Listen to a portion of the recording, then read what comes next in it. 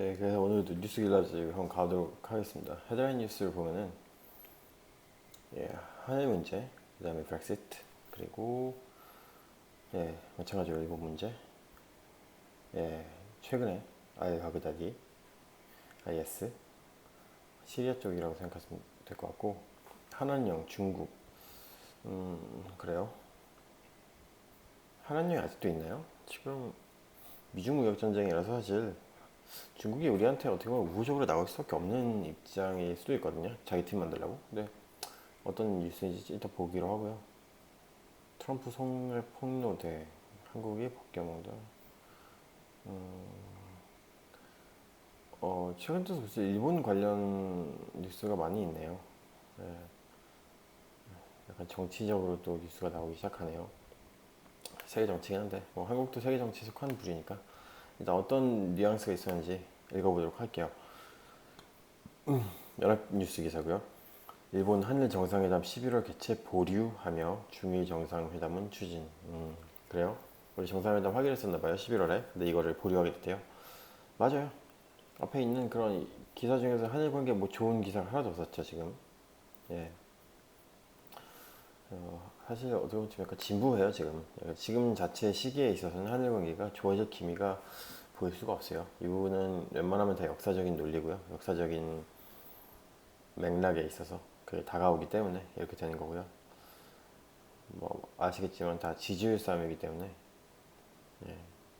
물론 자민당은 최근에 있어서 이제 총선에서 굉장히 큰 압승을 거뒀기 때문에 실질적으로 어떻게 보면 정치적인 어떤 여유는 좀 있을 수 있어요.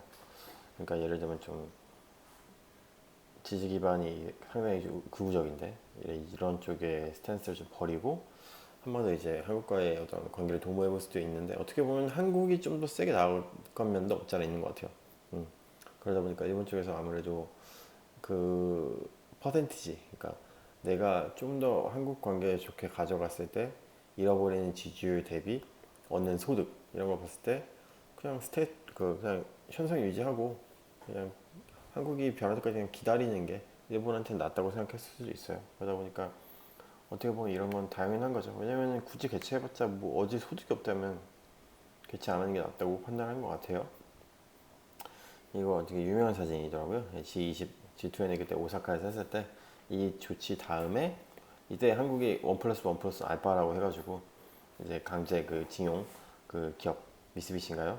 뭐 신일철주금 이런데 이제 손배 우리 한국의 헌법재판소인가 대법원가에서 승소를 내렸잖아요. 그래서 이제 그거 배상을 해줘야 되는데 그거를 한국 정부와 한국 기업이 일본 기업과 함께 부담을 하겠다고 하는 실질적으로 2대1 3분지를 해가지고 한국에서 60%를 부담해요. 그러니까 3분지 2를 부담하는 걸 했는데도 일본에서는 벤치 놓고 G10대 한국과 이렇게 사이를 벌려놓고 나서 반도체에다 수출 그 에칭가스와 비롯한 그 세 가지 이제 수출 그 뭐랄까 반도체 수입 품목 중에서 가장 중요한 것에다가 이제 관세 때렸죠. 그렇게 해가지고 수출 금지를 했었나.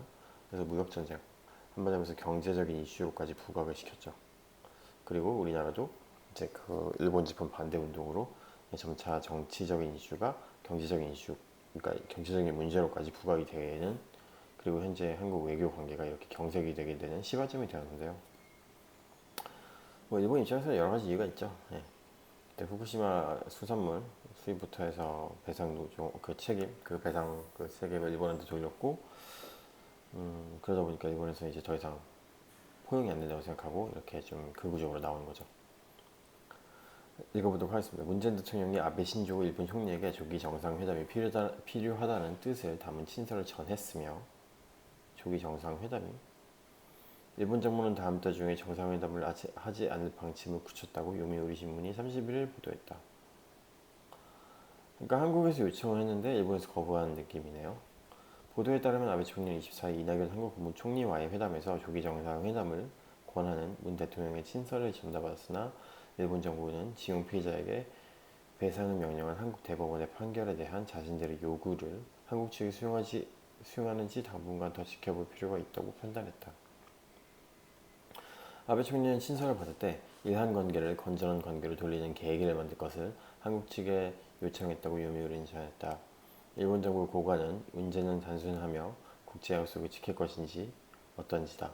공은 한국 측에 있다고 말하는 등 현 상황에는 정상회담에 응하지 않을 태세라고 신문은 덧붙였다. 앞서 이 총리는 아베 총리와의 회담에서 자신이 한일 관계가 개선돼서 두 정상 문 대통령과 아베 총리를 만나면 좋지 않겠습니까? 라는 발언을 했으며 이는 시기나 장소에 대한 언급 없이 기대를 표명한 것이라고 설명한 바 있다. 그는 문 대통령이 보낸 친서에 11월 국제회의를 계기로 한 정상회담의 제안이 포함되느냐는 물음에는 친서를 내가 소개할 수는 없다. 실무선에서 쓴 초안 단계에서 봤을 때 숫자는 없었다고 반응했다. 이낙연 총리가 그때 일왕 아케이토 후에 나루히토 즉위식에 참가했을 때 참가하고 나서 이제 이렇게 만남을 한번 했던 것 같아요. 24일 날. 그래서 요미우리 신문은 최근 한일 관계와 관계해 미국이 다음 달 23일 종료하는 한일 군사정보 보호 협정을 연장하라고 한국 정부에 권하고 있고,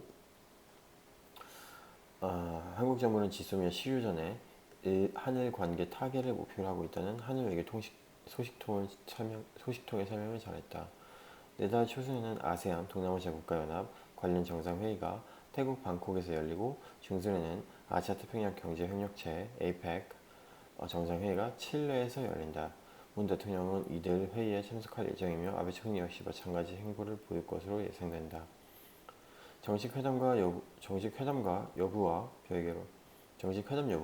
별개로 문 대통령과 아베 총리가 행사장에서 마주칠 경우 잠시 대화를 나눌 가능성에도 관심이 쏠린다. 근데 무슨 대화를 해? 대화가 안 되는데. 이밖에 중국에서 12월 하순 한중일 삼국 정상회의를 개최하는 방안이 논의 중인 것으로 알려져 있다. 삼국 정상회의가 열리면 이를 계기로 한일 정상회담을 추진할지도 주목된다. 징용 문제와 관련해 이거 해야겠다. 제 목소리가 좀 작을 수 있어요. 징용 문제와 관련해 한국 정부는 대법원 판결을 존중하되 한일 양국이 지혜를 모아 적절한 해법을 찾자는 입장을 취하고 있다.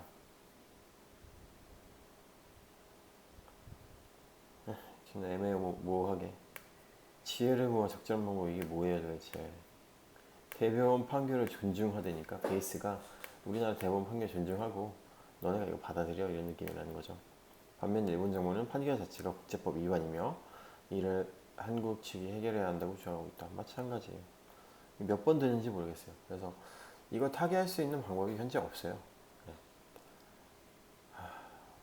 미국이랑 중국이랑 무역전쟁 끊임없이 가는 거랑 비슷한 느낌인 것 같아요. 한국은 물론 그 목적에 있어서 좀 더 정치적인 좀 더 경제적인 이유보다는 정치적인 이유가 크다면은 무역전쟁은 이제 경제적인 이유가 크죠. 물론 정치적인 이유도 당연히 복수로 작용하고 있긴 하지만요. 교도통신에 따르면 일본 정부가 아세안 관련 정상회의에서 아베 총리와 리커창 중국 총리와의 정상회담을 하는 방향으로 조정 중이라고 보도했다. 통신은 일본 정부 관계자를 이용해 이렇게 전하며 아베 총리가 내년 봄으로 예정된 시진핑 중국 국가주석의 방일에 앞서 양국 간 연대 강화를 확인할 계획이라고 설명했다. 통신은 그러면서 문재인 대통령과의 정상회담 관련해서는 강제징용 소송 문제를 둘러싼 대립이 계속되고 있어 실현될 전망이 보이지 않고 있다고 전했다. 맞아요. 아이러니하죠. 이게 어떻게 보면 한국에서 위안부 할머니들 상처 쓸어내주는 것만큼 전범 기업들이 이제 어떻게 보면 전쟁에서 패하고 나서 또 그 친구들을 겪었을 순환 이런 게 있잖아요. 그러다 보니까 서로가 이거를 못 나눠주는 것 같아요.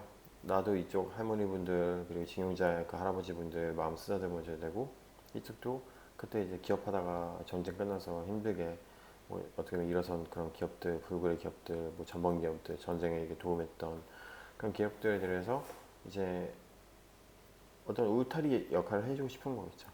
실질적으로 자민당이 압승한 걸 봤을 때도 일본 국민 정서에서 그게 어떻게 보면 이게 현재 그 전후 세대 우리 한국으로 치자면은 386 세대 같은 느낌? 386 세대 이전 세대겠죠. 그 후부터 전후 복구하면서 어차피 일본이랑 한국이랑 비슷하거든요. 우리는 45년 해방되고 50년에 이제 6.25를 맞았지만 얘는 45년에 개박살을 하고 이제 50년에 발달해서 64년에 65년인지 64년인지 그때 일본 올림픽 개최하고 우리나라가 88년에 개최하잖아요. 그래서 한국과 일본과의 격차가 약간 20년 이상 차이 나는 느낌이 아마 이런 느낌으로 봐도 예, 알 수 있는데 그래서 한국의 지금 현재 이제 극우적인 어떤 박정희 정권과 함께 당시 경제 성장을 일으켰던 그 정권이 이제 보수 쪽에서 강한 것처럼 일본 같은 경우도 그 엄청나게 극우가 돼 있을 거예요. 태평양을 지배했던 그 나라인데 그때부터 이어져서 이제 또 경제 신화를 일궈냈죠. 어떻게 보면 원폭 맞고 다 이제 다 뺏기고 나서도 65년에 올림픽을 개최할 수 있었던 거는 어떻게 보면 진짜 6.25 전쟁을 바탕으로 하긴 했지만 일본도 이제 미친 듯이 달렸을 거란 말이죠. 85년 플라자 합의 전까지. 그때 세대가 이제 항상 그렇게 좀 국수적이고 좀 우익적인 그런 시각을 갖고 있는 세대가 많은 것 같아요. 그래서 그 세대가 현재 아마 정치의 주축일 테니까 이제 이런 걸 한치 양보를 하지 못하는 거죠. 그래서 어떻게 보면 우리나라 세대 같은 경우도 이건 전 과타부터 할 수는 없지만 개인적으로 잘못됐다고 생각하는데 한일국교 정상화를 통해서 어떤 경제적인 어떤 아니 역사적인 어떤 문제에 대해서 좀 더 심도 있게 우리가 해결하려고 정부 주도로 해결하려고 했다기보다는 일단 뭐 친일파 정권이 들어섰었고 그때 반민특위라든지 이런 친일 잔재 솔직히 다 알잖아요. 친일 잔재 청산을 제대로 못했던 건 다 알고 계실 거라고 생각해요. 역사적으로. 그러다 보니까 이제 한일국교 정상을 통해서 어떻게 보면 약간 잊혀졌었죠. 이런 위안부 문제라든지 이런 것들이. 근데 이제 약간 진보 진영에서 이런 것들을 이제 본인들의 어떤 공약이라든지 어떤 정권의 그러니까 정당의 어떤 가치로 채택을 했기 때문에 이거 밀어붙이는 거지. 실질적으로 우리나라가 이걸 케어해온 역사가 많이 없어요. 그러다 보니까 무슨 얘기를 하려는지 모르겠는데 그 어떤 그 구구적인 마인드 그 경제를 발전시켰던 어떤 그 사람들의 입김이 세니까 그 돈은 아시겠지만 한일 국교 정상화인데 그때 징용 어떤 이런 역사적인 어떤 일본의 책임을 묻지 않고 차관을 해온 거잖아요. 그렇다 보니까 이제 현재 그렇게 박정희 정권과 함께 경제 정책, 경제 어떤 그 눈무진, 어떤 창강의 기적인 이건 충분히 맞다고 생각해요. 저는 개인적으로. 가타부타 하는 건 아니지만 이분들의 노력도 충분히 있었고, 물론 그에 반대되게 또 노동자분들의 어떤 희생도 있고, 또 어떤 독재에 맞서서 이제 목숨을 잃으신 많은 분들도 있으신다는 걸 알겠지만, 기본적으로 현재 그 정치적인 어떤 지지층이 이렇게 함께 경제 성장을 해오면서 나름대로 본인 세대에 대한 프라이드가 되게 강한 그런 지지층이기 때문에 그런 분들이 그 당시에 이제 어떻게 보면 대립각이잖아요. 이 사람들의 어떤 희생을 팔아가지고 벌어온 돈으로 그 돈을 투자해서 우리가 경제 발전을 했기 때문에 어떻게 보면 우리나라 극우 내에 있는 세력들도 그 386 세대 어떤 경제 성장을 같이 이루어온 세대 안에서도 위안부 문제는 어떻게 보면 좀 일본 시각이 좀 더 바라볼 수 있는 거죠. 그렇죠? 왜냐면 우리가 이걸 해결하지 못했다는 죄책감도 있고 거기서 일본으로부터 받아온 대가를 통해서 우리가 경제 발전을 이뤘기 때문에 그래서 한국 내에서도 이건 많이 등한시했었고 그러다 보니까 정부가 주도로 밀어가고 있는 건데 문재인 정부가 진짜 말 그대로 이제 약간 레프트 정권이기 때문에 이런 문제를 밀 수 있는 어떻게 보면 뚫기가 있는 거예요. 우익 쪽에서는 이거 절대 못 밀죠. 예. 이미 박정희가 승인해서 했고 그걸 한 번 더 재확인한 게 박근혜인데 그런 우익 정권에서 이거 다시 한번 갈 수 있는 건 절대 안 되겠죠. 물론 일본과의 관계는 좋아질 수 있겠죠. 근데 어떻게 보면 역사적으로 일본에 종속되는 결과도 있을 수 있고요. 그래서 한국의 입장에서 그러니까 이게 되게 어려운 거예요. 가치관 문제이기 때문에 예, 어떤 가치를 그렇게 했음에도 불구하고 과거를 덮고 일본과의 관계를 좀 더 미래적으로 가져가든지 아니면 이전에 있었던 그런 국제적으로 일본의 도움을 받았던 차관을 받았던 그 역사를 우리가 좋게 볼 것인지 그러니까 어쩔 수 없었다는 걸로 보고 이걸 묻을 것인지 아니면은 다시금 이걸 건져내서 일본과의 협상에 들어갈 것인지 근데 개인적으로 봤을 때 우리나라 캐파가 이걸 일본한테 제시할 수 있는 정도로 아직까지는 좀 모르겠어요. 외교적으로 이거 진짜 유도리 있게 잘 써먹을 수 있는 타이밍은 아니었다고 저는 개인적으로 생각해요. 뭐 그런 거 얘기 많이 하시잖아요. 유태인들 그 유태인들 학살한 거 이제 막 그 뭐 피해자 뭐 아우슈비츠 그런 거 했던 거에 대해서 독일은 이제 수상이었나요? 하여튼 총통격에 대통령격의 그 사람이 이제 무릎을 꿇고 사죄를 했다고 하고 이제 교육도 그렇게 진행되고 있는데 유태인 상대로 지금 맞설 수 있는 나라가 없어요. 예. 그 말은 이제 그 유태인은 이제 어쨌든 이스라엘이라는 나라를 세웠잖아요. 결과적으로 국가 스탠 자체가 그렇게 크기 때문에 예. 독일이 아니어도 다 키워요. 심지어 미국도 예루살렘에다가 이제 대사관 옮기고 이제 여기가 이스라엘 거라고 이렇게 말하는 그런 나라잖아요. 팔레스타인이나 중동의 그런 신기를 건드릴 걸 알면서도 트럼프도 유태인 그쪽에 그 로비라든지 그런 정재계, 정치도 마찬가지로 재계, 특히 돈, 그리고 IT 기업들의 수장들 대부분 다 유태인인데 어떻게 미국도 함부로 못하는 나라인데 독일이 어떻게 그렇게 행보를 해놓고 이걸 사과를 안 할 수가 있겠어요? 이거는 솔직히 국가 격이 다른 거예요. 전 개인적으로 그렇게 생각해요. 그렇게 생각하는데 한국이 나중에 일본은 경제적으로든 어떤 거에 문화적으로든 우위를 잇고 아니면 돈이라도 진짜 많든지 아니 돈이 제일 빠른 수단이긴 하죠. 우리나라가 부자고 강하고 중국처럼 이렇게 세계에서 위상이 있으면 일본이 알아서 독도 갖다 줄 거예요. 네. 그게 솔직히 말하면 국제 정치잖아요. 국제 정치에서 딜링 없는 정치가 어디 있겠어요. 우리가 지금 솔직히 말하면 어떻게 보면 딜링을 정의라는 이름으로 하는 걸 수도 있어요. 그리고 대부분의 인간들이 생각했을 땐 그건 우리나라가 일본으로부터 그러니까 용서가 아니라 용서를 구하는 게 뭐라 해야 되지? 그러니까 일본이 우리나라한테 용서를 구하는 게 맞다고 생각해요. 일본이 정말 잘못한 거 맞으니까. 근데 이거를 단순히 도덕으로 국제정치 앞을 나가게 되면은 어떻게 보면은 좀 이상주의적이고 좀 뭐랄까 무모하다고 보일 수도 있는 거죠. 그래서 저는 아직까지는 문재인 정권이 일단 색채가 있기 때문에 이걸 추진하는 건 맞다고 생각하는데 좀 아쉬워요. 네. 좀 더 세련된 외교적인 접근으로 할 수 있었으면 좋지 않았을까. 이렇게 완전히 진짜 완전히 꽁꽁 얼릴 정도로 대립각을 내세울 게 가는 거는 답이 없거든요. 이건 솔직히 말하면 외교적으로 그렇게 잘하는 건 아니라고 생각해요. 그래서 언제까지 이렇게 앞으로 이제 제가 오늘 일본 관련 기사가 한 두세 개 정도 더 있잖아요. 100% 답이 없는 기사가 많을 거예요. 전 그렇게 생각해요. 어쨌든 이 사진부터가 이제 끝났잖아요. 난 우리 간다 자존심 싸움. 일본은 참 이런 애송이 같은 짓도 이렇게 보고 있겠죠. 이게 어떻게 보면 되게 상징적인 사진이네요. 여기까지 읽도록 할게요. 한일 정상회담 11월 개최 보류하며 중일 정상회담 추진.